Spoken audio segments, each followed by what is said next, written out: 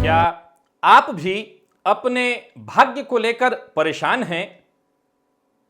क्या आपका भाग्य भी आपका साथ नहीं दे रहा? क्या औरों के मुकाबले आपका भाग्य आपको सदैव से कम देता रहा है? नमस्कार प्रिय दर्शकों, हाजिर हूं मैं एक ऐसा प्रश्न लेकर जो बेहद गंभीर विषय है। प्रायः ये लोग प्रश्न पूछ ही लेते हैं कि ऐसा क्या है मेरी जन्म कुंडली में कि मेरा भाग्य मेरे साथ ही नहीं है, बाकी मुझसे कम काम करते हैं। कार्यस्थल पर जितना मैं वर्क करता हूं, जितना काम करता हूं, मेरा भाग्य उतना साथ नहीं देता, जबकि मुझे इससे ज्यादा मिलना चाहिए था। कहीं ऐसा तो नहीं कि ये प्रश्न निरंतर आपके भी मन में उत्पन्न हो रहे हैं, या आप भी इस तरह के प्रश्न गाहे बगाहे पूछ लेते हैं? चलिए हम जानने का प्रयत्न करते हैं कि क्यों आपका भाग्य आपका साथ नहीं देता। प्रिय दर्शकों, आज इस प्रश्न को, जैसा मैंने कहा, यह गंभीर विषय है, तो इसे दो प्रकार से हम समझेंगे। एक तो जन्म कुंडली के माध्यम से, क्योंकि यह ज्योतिष का चैनल है और हम ज्योतिषी बन रहे हैं, ज्योतिष को सीख रहे हैं, ज्योतिष के हम विद्यार्थी हैं, तो हमारा कर्तव्य बनता है कि ज्योतिष के आधार पर भी इस विषय को समझें और साथ ही साथ इसके पीछे क्या कोई और भी कारण है। भाग्य, मैं सदैव कहा करता हूं, प्रकृति ने कलम आपके हाथ में दे रखी है, अपना भाग्य खुद ही लिख डालिए। मौका है आपके पास, लिख लीजिए। लेकिन फिर वो कौन लोग हैं जो ये कहते हैं मेरा भाग्य मेरा साथ नहीं देता? हो सकता है ये प्रश्न आप भी उठाते हो। एक सामान्य तर्क है कि आप अपने भाग्य भाव को देखिए, हो सकता है आपके भाग्य भाव का स्वामी कमजोर हो, भाग्य भाव पर पाप ग्रह की दृष्टि हो, इत्यादि। और फिर मैं कहूंगा कि यह कारण है कि आपका भाग्य आपका साथ नहीं देता। यह हुआ ज्योतिषीय तर्क। लेकिन ज्योतिषीय तर्क मैं फिर उठाऊंगा, उससे पूर्व एक और बात जिसे प्रथम ही हमें समझ लेना चाहिए। कहीं ऐसा तो नहीं कि जिस भाग्य की हम कल्पना कर रहे हैं वो हमारा भाग्य है ही नहीं? यह भी एक तर्क है, इस पर भी हमें विचार कर लेना चाहिए। यह मैंने कहा, यह ज्योतिष से थोड़ा अलग हो जाएगा, इसे आध्यात्मिक दृष्टिकोण से देखिए। कहीं ऐसा तो नहीं कि आप जिस भाग्य को मांग रहे हैं या जिस भाग्य की आप चाहत रखते हैं वो औरों को देख करके है, हमें हमारे भाग्य में जो है वो मिल रहा है, या अभी आपको जो प्राप्त है बस यूं समझ लीजिए कि वही आपका भाग्य है। अब बारी आती है स्वीकार करने की। क्या हमें स्वीकार है कि हमें जो प्राप्त है वही हमारा भाग्य है? अगर सामान्यतया देखा जाए तो ब्रह्मा ने तो सब कुछ गर्भ में ही लिख डाला है, ऐसा शास्त्र कहता है, तो भाग्य भी लिख डाला है। तो आपको जो मिल रहा है और आपको जो नहीं मिल रहा है, आपको जो मिल रहा है वही आपका भाग्य है, और आपको जो नहीं मिल रहा, असल में आप ज्यादा की अपेक्षा कर रहे हैं और वो आपको नहीं मिल पा रहा है और नहीं मिल पाएगा। गौर करिएगा, मैंने कहा था यह एक प्रश्न है परंतु गंभीर विषय है। यह एक पक्ष हो गया कि आपको वो नहीं मिल पाएगा, जो मिल रहा है वही आपका भाग्य है और वही आपको मिल पाएगा। उसी को आप लेकर के संतुष्टिपूर्ण और खुशहाल जीवन व्यतीत करिए। यह आध्यात्मिक पक्ष हुआ। अब दूसरा पक्ष सुनिए। दूसरा पक्ष कर्म का है। वो कहता है कि जो मिल रहा है वो तो ठीक है, लेकिन जो आपके मन में उत्पन्न हो रहा है वो ऐसे नहीं है। निसंदेह आपके मन में आया है तो आपको मिलेगा, लेकिन उसके लिए आपको पुरुषार्थ करना पड़ेगा, अखंड पुरुषार्थ। ऐसा पुरुषार्थ जिसमें नींद न हो, आराम न हो। यह हुआ कर्म का पक्ष। और तीसरा पक्ष आता है हमारे ज्योतिष का। ज्योतिष भी कर्म को बताने वाला ही ग्रंथ है और यह भी आपके कर्म की बात की ही पुष्टि करता है। अर्थात अगर हम आध्यात्मिक दृष्टिकोण को देखें तो ज्योतिष आध्यात्मिक दृष्टिकोण की भी पुष्टि करता है और कर्म की भी। यानी कर्म के क्षेत्र ने अलग बात कही, आध्यात्म के क्षेत्र ने बिल्कुल अलग बात कही कि जो मिल गया बस वही आपका है, अब उससे ज्यादा की अपेक्षा आप मत करिए। लेकिन ज्योतिष दोनों को जोड़ देता है और दोनों को जोड़कर फिर हमें कर्मपथ पर चलने की मार्ग और बताता है कि कब आपको वो मिल सकता है जिसकी आप चाहत रखते हैं। भाग्य निसंदेह एक गंभीर विषय है कि आपके भाग्य का साथ आपको क्यों नहीं मिल पा रहा। अब ज्योतिषीय दृष्टिकोण से देखें तो इसके पीछे कोई बहुत बड़ा कारण नहीं है। मैंने जितनी भी जन्म कुंडलियों को देखा जिसमें भाग्य की कमजोरी है, उसमें 2-3 ही मुख्य पॉइंट थे। पहला, जातक के लग्न का कमजोर होना, लग्नपति का कमजोर होना, लग्नेश और लग्न का कमजोर होना भाग्य को कमजोर होना प्रदर्शित करता है। कैसे? प्रश्न उठा आपके मन में, क्योंकि भाग्य अपनी जगह पर है, सबको अपना अपना भाग्य प्राप्त है, प्रकृति ने भाग्य दिया हुआ है। उदाहरणार्थ, एक ही समय में लाखों बच्चे पैदा लिए तो कई बच्चे करोड़पति के घर में भी पैदा लिए, यानी उनकी शुरुआत ही करोड़ से हो रही है, तो आखिर भाग्य तो था ही। तो भाग्य सबके पास है, भाग्य सबके पास है, क्योंकि एक ही समय में देखें तो उसी समय हो सकता है किसी रिक्शा चालक के यहां भी बच्चा जन्म लिया हो और एक राजा के यहां भी। तो भाग्य की अगर हम बात करेंगे तो भाग्य तो था ही, भाग्य तो सदैव से था, भाग्य ना होने की बात कभी थी ही नहीं। अर्थात आपकी जन्म कुंडली में अगर आप ये सोचते हैं कि केवल 9वें भाव से हमें यह विचार करना है कि भाग्य मेरा कमजोर है, तो यह गलत है। अर्थात उस भाग्य को पाने के लिए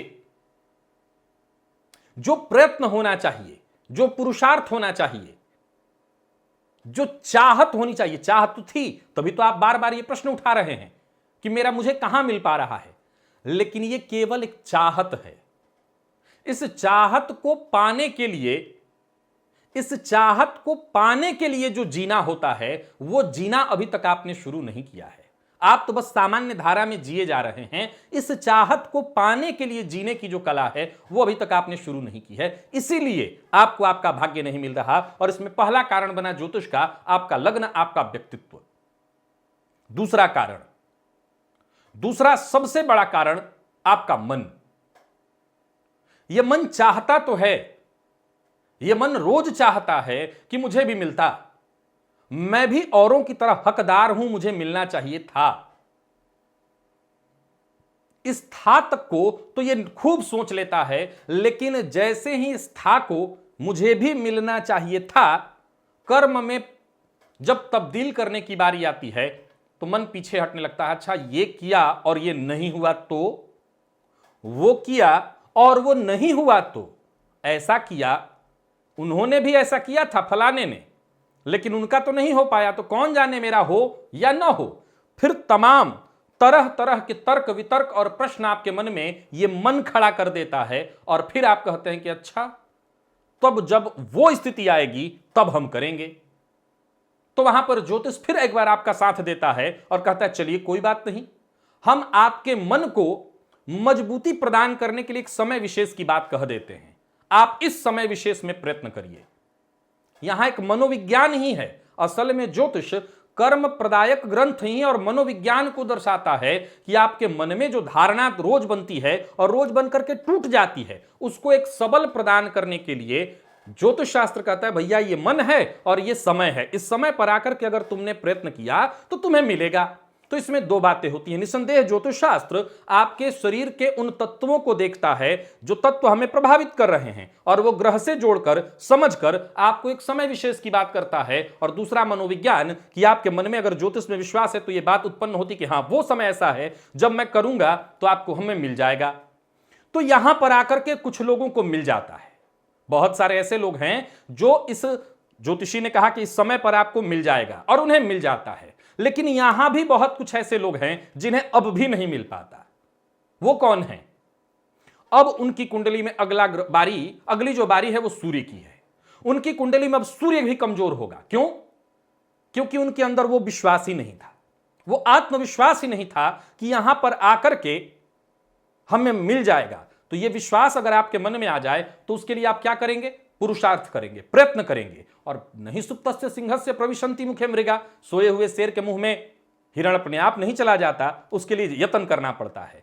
तो वहां पर जिन्होंने प्रयत्न किया उन्हें तो मिल गया और उन्होंने कहा ज्योतिष बहुत अच्छा, ज्योतिष सही है, लेकिन वो नहीं कर पाए। ज्योतिष दोनों के लिए बातें कह रहा है। ज्योतिष ने कभी भाग्य विधायक बातें नहीं कही, ज्योतिष ने कहा कर्म विधायक हम हैं और कर्म पर आपको चलाना चाहते हैं। तो यहां पर आकर के आपको एक समय बताया, एक मनोविज्ञान को बनाया और फिर कहा इस समय आप करिए, आपको मिल जाएगा। लेकिन उसने देखा कि सूर्य इस व्यक्ति का कमजोर है, शायद ये वहां भी जाकर के नहीं कर पाएगा। तो तीसरा कारण बना सूर्य। अगर जन्म कुंडली में सूर्य कमजोर हो तब भी आप अपने भाग्य को प्राप्त करने में असफल हो जाते हैं। और अब बारी आती है भाग्य भाव की। अगर आपकी जन्म कुंडली में भाग्य भाव कमजोर है,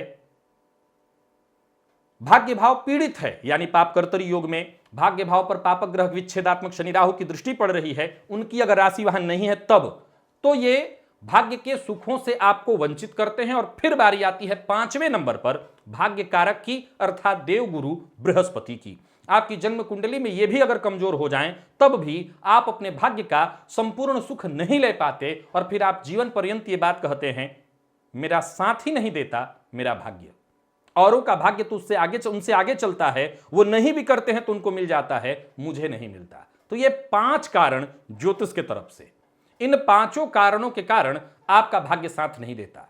अब फिर से एक बार आध्यात्म की तरफ आइए। अगर आध्यात्म के दृष्टिकोण से देखें तो जरा समझने का प्रयत्न करिए। आध्यात्म ने आपको बैठने की बात नहीं कही थी। अगर आध्यात्म ने कहा कि आपको नहीं मिल पाएगा, आपको जो मिला है वही आपका भाग्य है, इसमें कोई बहुत गलत बात नहीं थी। आध्यात्म ने ठीक ही कहा था कि आपको वही मिल पाएगा जितना आप लेकर के आए हैं, उससे ज्यादा आप नहीं ले पाएंगे। असल में आध्यात्म उस दर्जे पर खड़ा है जहां आखिरी पड़ाव है। वो ऐसी बात नहीं कहता जिससे अकर्मण्य बना जाए। अगर सामान्य शब्दों में देखें तो आध्यात्म की इस बात से हम अकर्मण्य हो जाएंगे कि जो हमारे भाग्य में था ही नहीं, हमें मिलेगा कहां से, भाग्य में था वो मिल गया। नहीं, असल में आध्यात्म ने उस लेवल से यह बात कही है कि आपको इतना ही मिल पाएगा।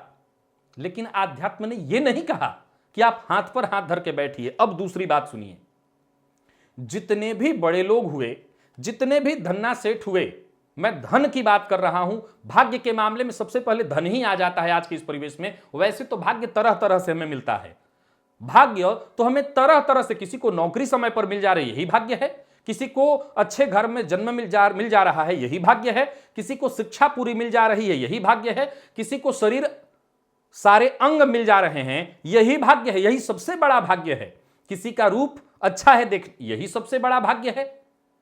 भाग्य की बात अगर करी जाए तो भाग्य के तो नाना प्रकार के रूप हैं। हमने उन रूपों को कभी स्वीकार नहीं किया जो हमें प्राप्त है, हम उनकी बात कर रहे हैं जो हमें सिर्फ अप्राप्य है।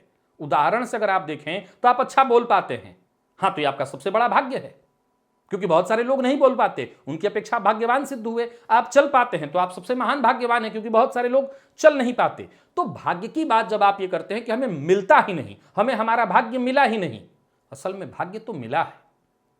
आप मानव योनि में आए, मानव शरीर में आए, उसी समय आपको आपका पूर्ण भाग्य मिल गया, आपको और किसी भाग्य की आवश्यकता है ही नहीं। फिर भी अगर आपको भाग्य नहीं मिल रहा तो इस पॉइंट को सदैव याद रखिए, जरूरी नहीं कि पौधा आपने लगाया वो पौधा आपके सामने देखते देखते वृक्ष बन जाए और उसका फल भी आप ही खा लें। क्योंकि अगर बात हम आध्यात्म की करें, ज्योतिष से थोड़ा अलग हटकर, तो आध्यात्म कहता है आत्मा जायते इति पुत्रः, आपकी संतति आपकी आत्मा है, अर्थात आप कभी नहीं मरते। आत्मा तो नहीं ही मरती, आप अपने पुत्र के रूप में सदैव जीवित रहते हैं। पुत्र का अर्थ यहां पर दोनों से है, आप कभी नहीं मरते। तो आपने आज जो खड़ा किया, जरूरी नहीं है कि आज इसके भोक्ता भी आप ही बन जाएं। आपने जो खड़ा किया, अगर आने वाली पीढ़ी इसका भोग कर रही है, अर्थात आप भोग कर रहे हैं। तो यह मत कहिए कि आपको आपका भाग्य साथ नहीं देता, भाग्य साथ देता है। आपने उस भाग्य को ध्यान से समझा नहीं, उसके तरीके को नहीं समझा, वो किस तरीके से आपका साथ दे रहा है। भाग्य तो साथ सबका देता है, सबका। एक जमीन पर पड़ा व्यक्ति से लेकर आसमान में उड़ रहा व्यक्ति, हर किसी के साथ भाग्य है और एक ही लेवल का भाग्य। यह भी ध्यान रखिएगा, आसमान में उड़ रहे व्यक्ति का भाग्य अलग लेवल का नहीं है, भाग्य उसी लेवल का है। भाग्य का तो लेवल एक ही है, भाग्य। अब उसके प्रारब्ध में जमीन पर चलना ही उतने भर का भाग्य बना बताया और बाकी किसी को उड़ना। दोनों एक ही अवस्था में है, एक ही स्थिति में जा रहे हैं, यह आध्यात्म कहता है।